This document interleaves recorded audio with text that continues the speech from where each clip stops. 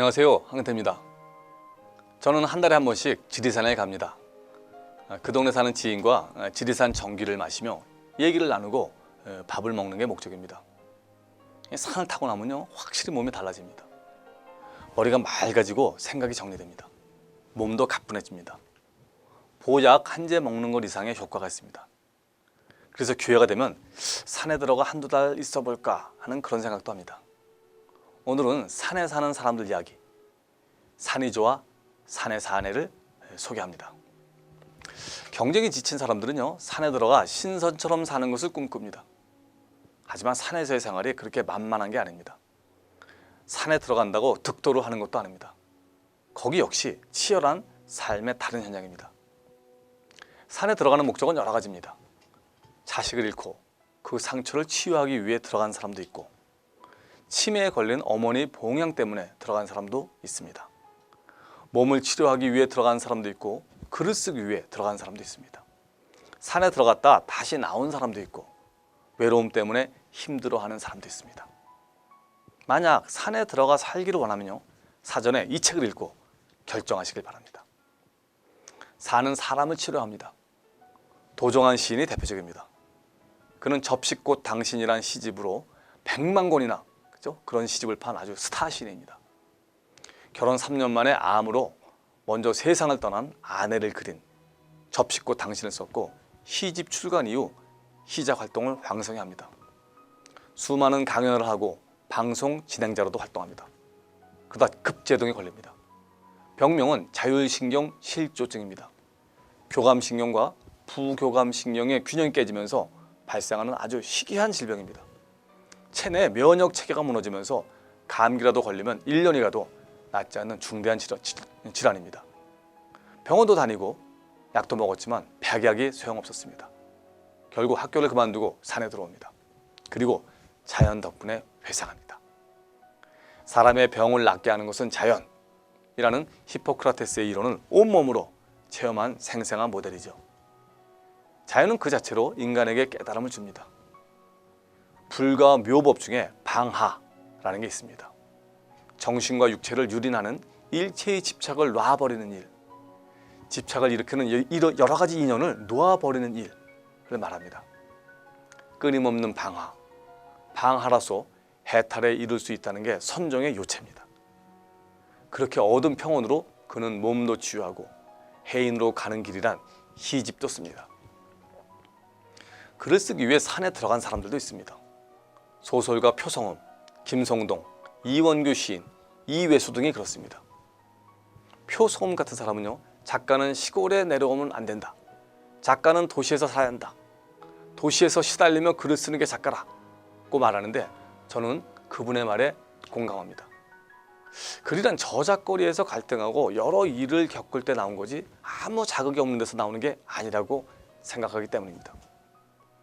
여러분, 글은요, 힘들 때 가장 많이 써집니다. 그래서 그런지 만다라로 유명한 김성동 씨는 산에 들어온 후 거의 글을 쓰지 못했다고 하네요. 산에 있어도요, 무언가 일할 거리가 있어야 합니다. 좋은 경치도 맑은 공기도 하루 이틀이지 계속 그것만 바라보고 있을 수는 없습니다. 몰입할 거리가 있어야 재미도 있고 행복도 있습니다. 몰두할 거리가 없는 산중 삶은요, 실패합니다. 그래서 여기 나오는 주인공들은 대부분 뭔가 하고 있습니다. 소리를 하는 사람도 있고, 무술을 닦는 스님도 있고, 농사를 짓는 사람도 있습니다. 저는 책을 읽다 궁금해졌습니다. 도대체 이들은 어떻게 먹고 살까? 해답은 많이 벌면 많이 쓰고 적게 벌면 적게 쓴다는 겁니다. 산에 살면 씀씀이가 적어집니다. 지리산에 사는 박남준 시인은 쓰는 게 적기 때문에 덜 벌어도 먹고 살 수 있다 라고 말합니다. 적게 벌고 적게 사는 방법 중 하나는 제각지기로 사는 겁니다. 고택 등을 지키며 사는 삶을 말하죠.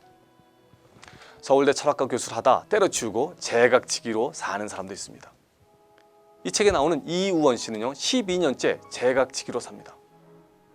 처음에는 먹고 사는 문제로 고민했는데 아내가 굶어 죽을 팔자면 굶어 죽으면 되는 것 아니냐 라고 말했답니다.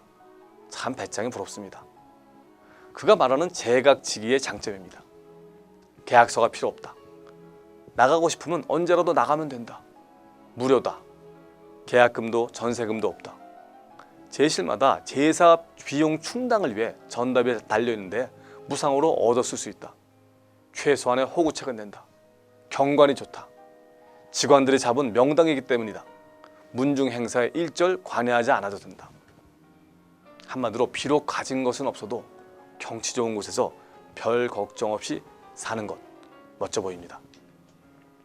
지리산에서 10년차 살고 있는 이원규 시인은 이렇게 말합니다. 지리산에서 잘 사는 사람들은 욕심이 없다. 맨 몽뜨기로 들어온 사람들은 잘 산다. 뭐라도 열심히 한다. 녹차 농사를 짓든 찻상을 깎든 뭘 하든 고수가 된다. 그러나 돈 좀 가지고 온 사람은 대부분 무너진다.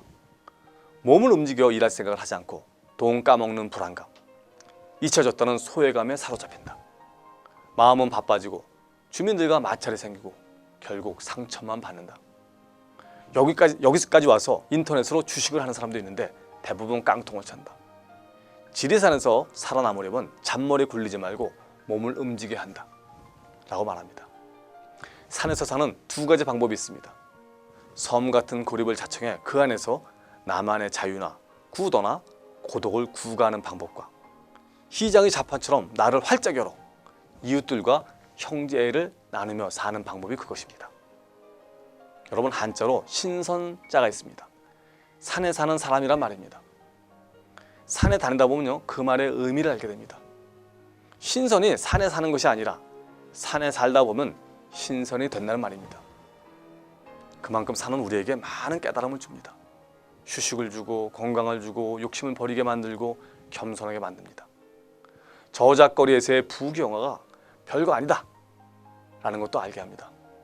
여러분, 제2의 인생을 한번 산에서 하시는 건 어떠신지요? 고맙습니다.